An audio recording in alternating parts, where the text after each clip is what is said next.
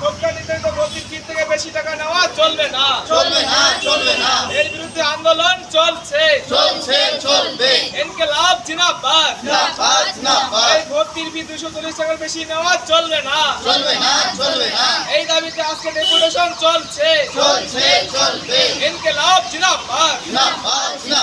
AIDSO জিন্দাবাদ। এই স্কুলের ভর্তির ফি বেশি নেওয়া চলবে না। দ্বাদশ শ্রেণীতে ভর্তির ফি বেশি নেওয়া চলবে না। এই দাবিতে আজকে ডেপুটেশন চলছে। এই সরকারি স্কুলে 240 টাকার বেশি ভর্তির ফি নেওয়া চলবে না।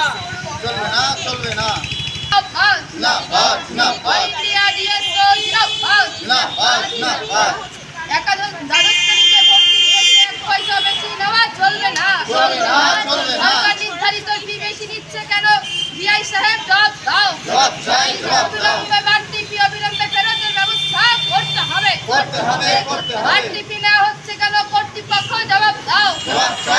দ্বাদশ শ্রেণীর ভর্তির ক্ষেত্রে সরকার নির্ধারিত ফিতে ভর্তির ব্যবস্থা করতে হবে। অবিলম্বে সমস্ত স্কুলগুলোতে বাড়তি ফি ফেরতের ব্যবস্থা করতে হবে। সরকার নির্ধারিত ফি বেশি নিচ্ছে কেন? ডিআই সাহেব জবাব দাও।